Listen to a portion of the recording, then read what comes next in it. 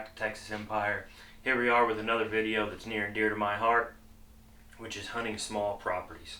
There's lots of videos on YouTube on hunting small properties that are 40 and 60 and 100 and 120 acres. To me, that's not a small piece of property.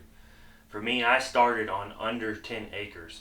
As a matter of fact, it was under 6 acres, but it was surrounded by bigger pieces of property. And that's what I hunted from the time I was 10 until just this last season. I got to start hunting just under 500 acre spot. So for me, small property means under 10 acres. So everything we're going to go over is going to be for properties under 10 acres, okay? Now, the same things apply to hunting anywhere. You just have to figure out your terrain. I'm in North Texas, so my terrain's different than South Texas or Iowa or Illinois or even like southeastern Oklahoma or East Texas. It's all different, but the same general concepts apply. Let's go ahead and kick it right off. The first thing you have to establish is your deer herd and your deer movement. You got to get trail cameras in the woods. You got to be out on the outskirts glassing the innards. You got to walk the property, look for sign, depending on what time of year it is, scrapes, rubs, sheds, bedding, poop, whatever you can find to make sure there's deer on that property. Say whether you own this, whether it's a grandparent property, a neighbor's property, a relative's property, a friend's property, whatever, you have permission to hunt it. You got to establish a deer herd and deer movement. The second half of this video, I'm going to take you out on this property that we're about to discuss right here. And actually physically show you out on the property our stand location and why we chose it. Kicking it off is deer movement. You got to find their food sources. For a lot of states that you can't bait in, you got agricultural stuff. You got plum thickets, you got blackberries, you got soybeans, you got all kinds of natural grazing that the deer are going to go to, which is normally going to be closer to bedding. They'll travel further for an established food source, whether it be food plots, or deer feeders if you're allowed to bait. In Texas, we can bait. On this particular property, we don't have a deer feeder. We had one of those little poor man food plots that I was not able to upkeep like I needed to, but it keeps coming back every year, part of it. But we pour feed out on the ground regularly. At least once a week, we go out there and just pour several bags of soybeans and corn and deer corn and sweet feed and stuff out on the ground for the deer all year long. We don't have a deer feeder on this property, but you have to establish where their food sources are. Okay, so know your area, what part of the country you're in, and what the deer like in your area. The next is your water sources. On this property, within 100 yards of what we call the half-ass food plot down here on the south side of the field, there's two big tanks that never go dry within 100 yards. They're both off property, but they're within 100 yards. And they never go dry, and it's a consistent water source for the. Also is cover. So the deer do not bed on this particular property. They bed off property, mainly because there's thick cover on this property, but not enough of it, and it's right in the center of the property. So that it's so small, they don't really bed in the center of the property. They bed off property. So even if your deer bed off property, that doesn't mean you can't pull them to your property. Now, if you have the ability to establish a bedding area on your property, I think that's the number one go-to, not food, not water, but bedding and cover for the deer. I think that's the most important thing to establish on a property if it's possible. On this property is not possible. So we have cover as far as getting from point A to point B, and we have the food source, and we have the cover for them to get from their bedding and their watering holes to their food source, which is also on our property. So we have a little bit of cover and the main food source that's not grazing. Okay, we do have grazing on the property, but when I say main feed source, I mean where they're going and spending the majority of their time. Cover and bedding, we just looped into one thing. So learn your property, learn your deer trails, your deer movement, what time they do what, where they're going, what direction they're going, and what time of day. Find their food source, their water source, and travel cover and bedding area. That's two different things, but they cover the same thing, except for travel cover. They're moving from food to water, water to food, bedding to water, somewhere in there. And bedding is where they're going to go sleep for the day. Once you establish your deer movement, you move on to your stand location options. Now, you need to establish whether you're hunting from a tree or you're hunting off the ground. On this property, I've done it both in the last 15 years, and off the ground is not very successful. There's just not enough. In the tree has been the most successful. So establish whether you're hunting on the ground or the tree. If you're hunting on the ground, it gives you more options as far as where you can position stand locations or blind locations. Let's call on the ground blind and in the tree stand. You can move your blind locations or have multiple different wind directions, which is the biggest hindrance on small property is wind direction, which we'll get to that in just a second. But on this property, we're hunting out of a tree. So there's about half a dozen options as far as hunting either travel or the outskirts of the property for stand locations, tree locations. We can't hunt on the north, the west, or the south fence line, but we can hunt on the east fence line. And I have done that in the past, and I've had success. But within a mile or so, a little bit further, they're building houses over there, so the deer movement on the east side of the property is a lot less than what it used to be. If they're coming off from the east, they're coming from the southeast. Now they're coming from the northwest side of the property. And I know that from knowing my deer movement. So we went out, that you're going to see here in just a second, and me and my wife went out yesterday and found three A, B, and C spots. A would have been good except for wind direction. B would have been good except for the trees just weren't going to be enough to support the stands like I thought they were when I first glanced at them a couple weeks ago, making a mock straight. And C was going to be tricky for access, but we figured that out, and I'll get to that here in just a second.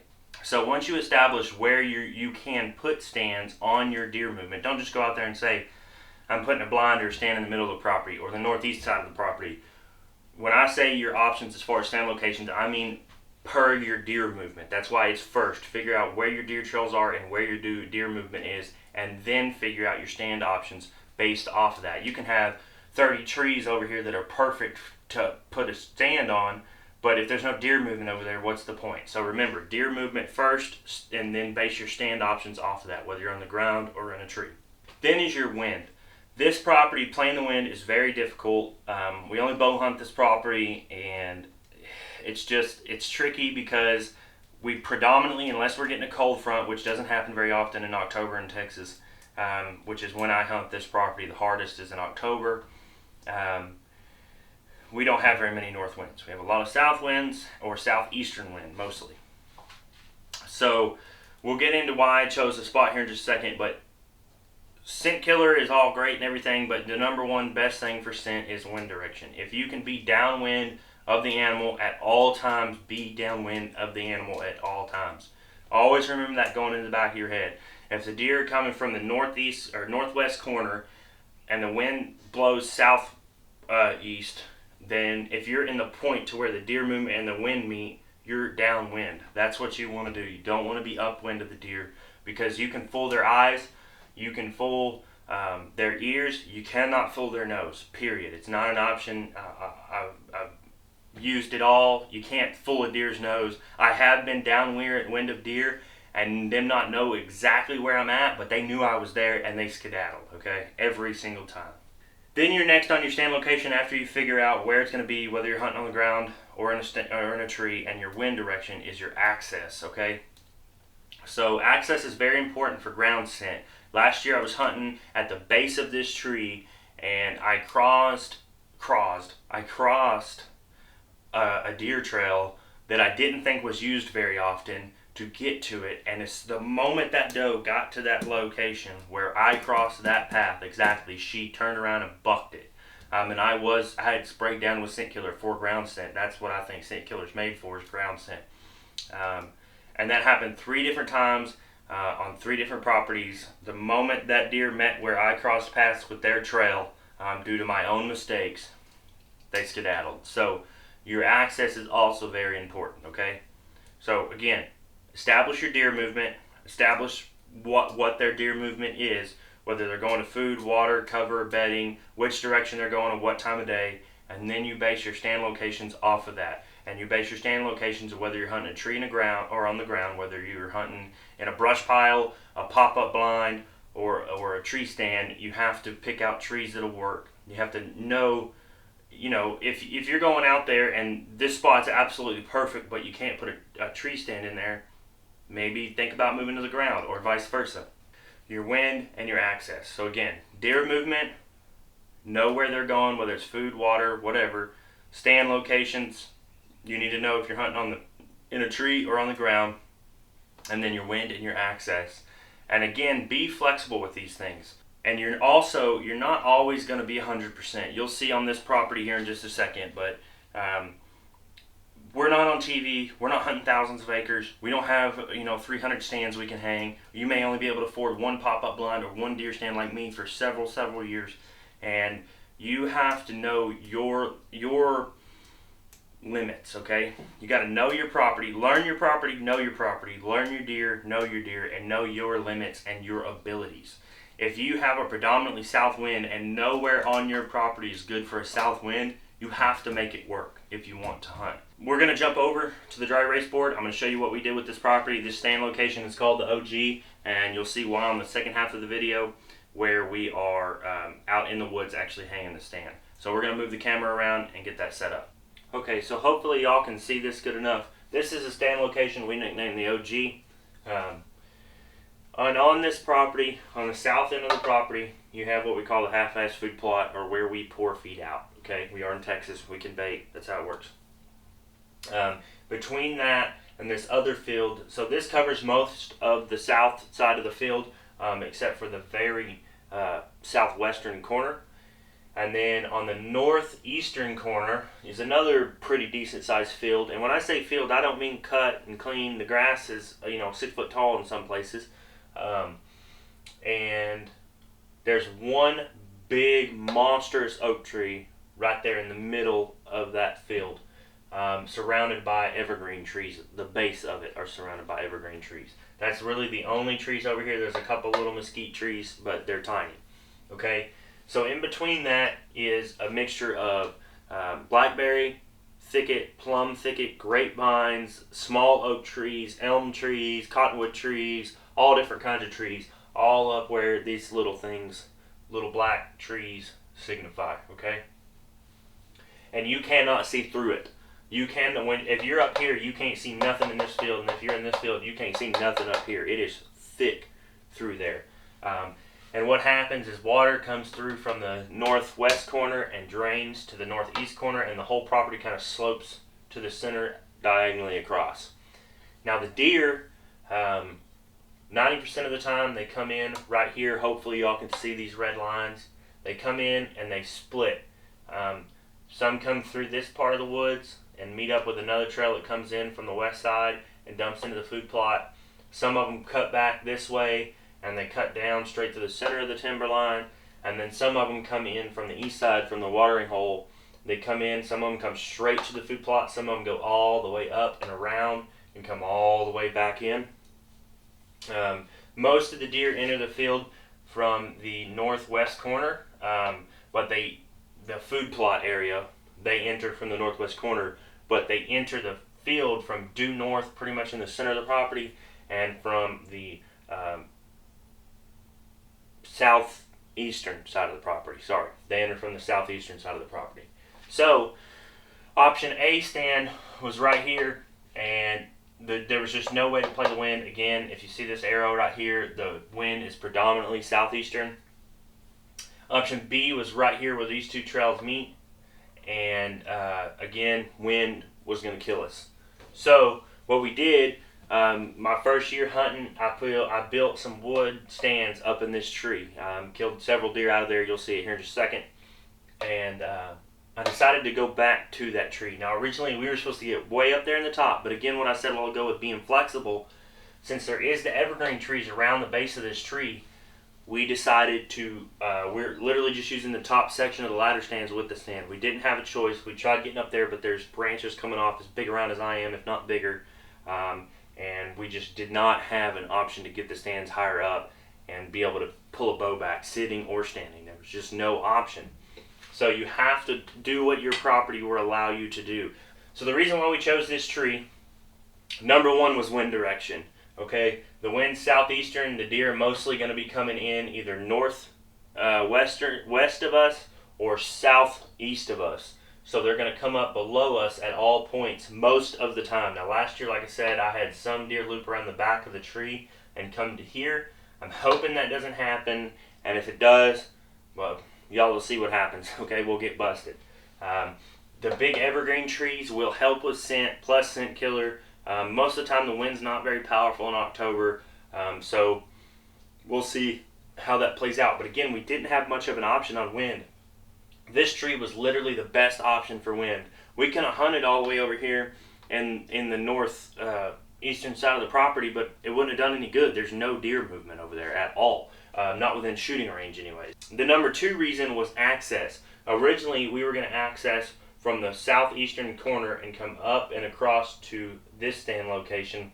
That was my first idea, and we've been having so many deer in here at all times of the day, not really bedding but grazing on the plum thickets and everything this time of year, that we've been busting deer out every time we try to walk through the woods. Now we can go down into this field and not get busted at all, but we can't really make it through any of this timber to the north field. So access was tricky there. So with option A, we thought about coming all the way through the food plot and coming in the south side here, but again, the wind just wasn't good. So for access, I can get on the property to the east of this property, but I can't hunt it.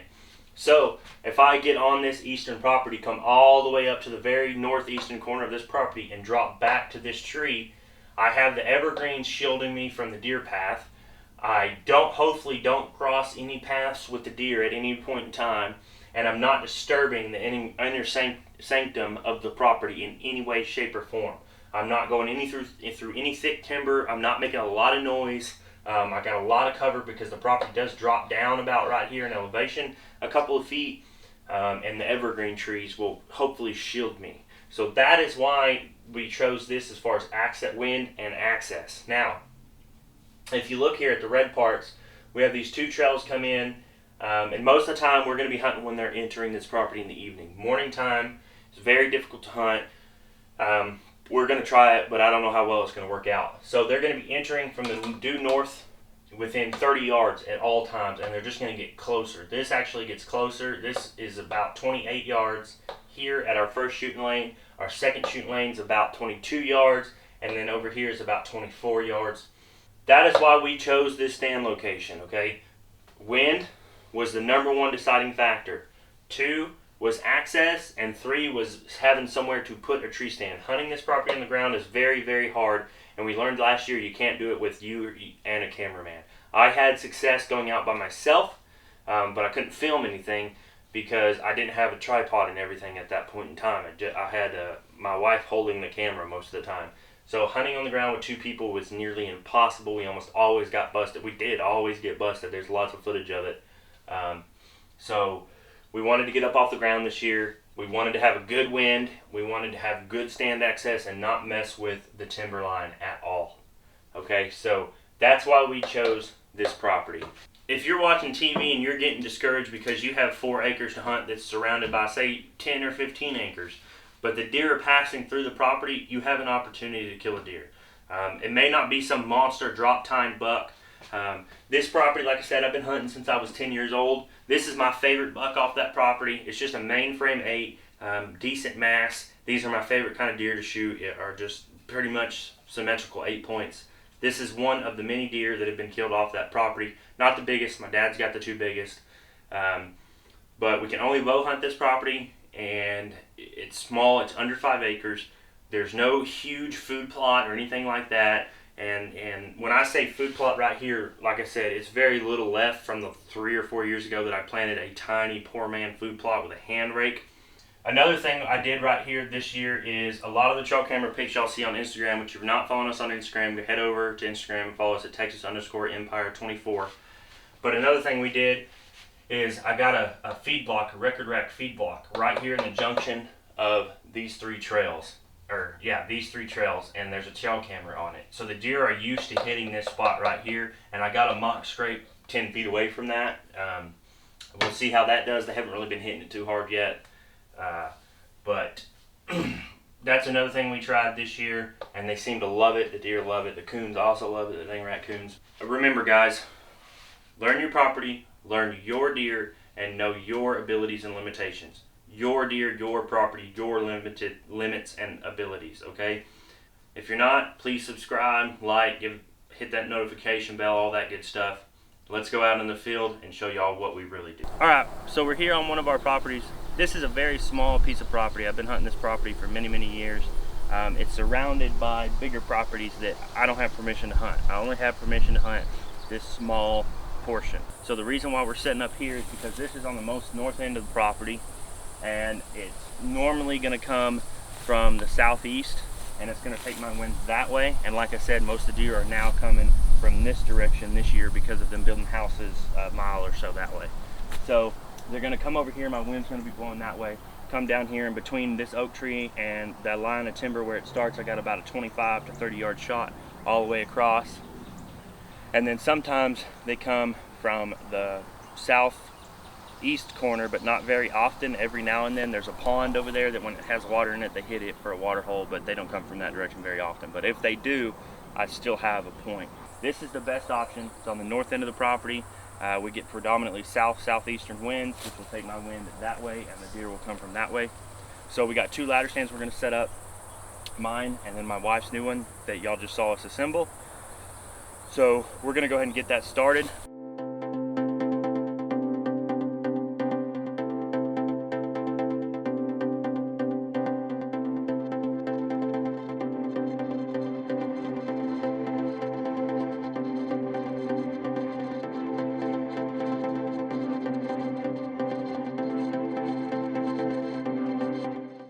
This is the first stand I ever built on this property. When I was 10 years old, I wanted to get into hunting.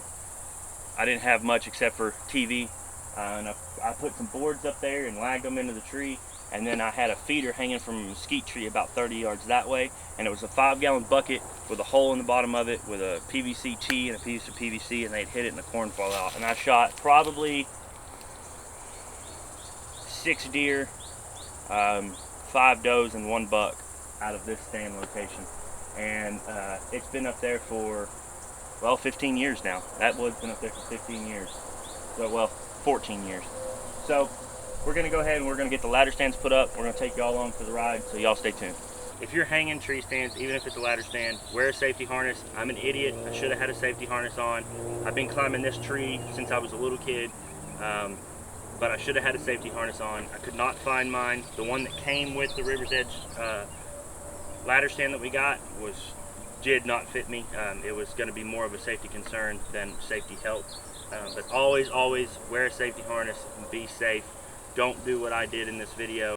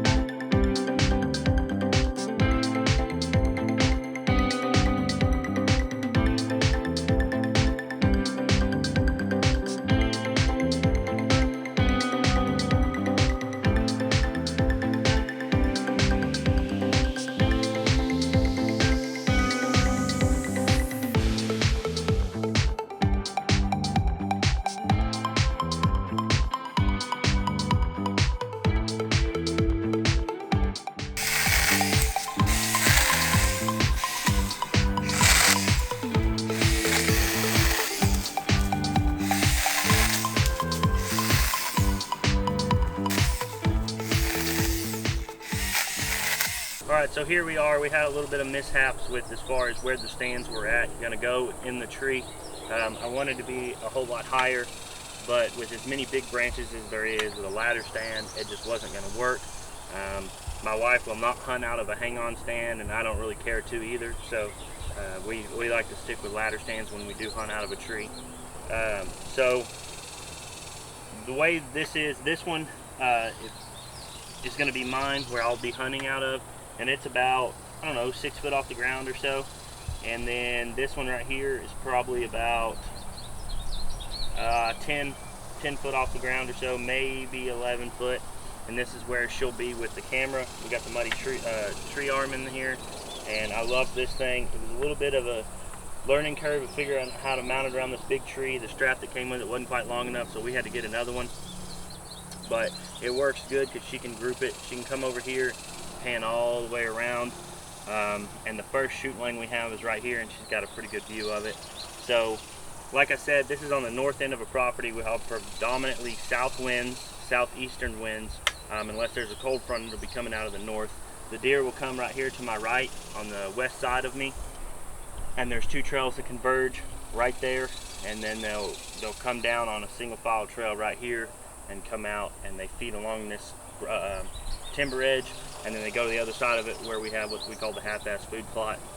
There is access points to the food plot from the due west side of it. I won't have a shot at those deer, but that's fine. I don't really see them using that very much, except for maybe leaving the field. So this is going to be primarily evening setup. On this property, it's nearly impossible to hunt in the morning. We're going to try it, but evening is probably where this stand's going to be. We'll have a shot radius of, it starts out about 22 yards, pans all the way out to about 28, nothing over 30 unless we want to get crazy with it and be hanging sideways out of this stand and try to shoot that way, which I don't really plan on doing. So close range shot, which I like, shooting a heavy arrow. And like I said, we wanted to be higher up off the ground, but you got to do what you got to do on these small properties. That's one thing to keep in mind. Don't get discouraged because you're not 30 foot up in a tree like all these guys on TV, and you don't have a stand location on, you don't have 30 stand locations on one piece of property to change all these winds. When you only have a few number of options, you do what is best for your property. You'll know your property better than anybody else. Once you learn how to do this stuff, learn wind direction, deer movement, what deer do what different time of year, find the trails, trail camera scouting and everything, you'll know your property better than anybody else. So I'm going to hop down out of here, stay in the woods. We'll see y'all later.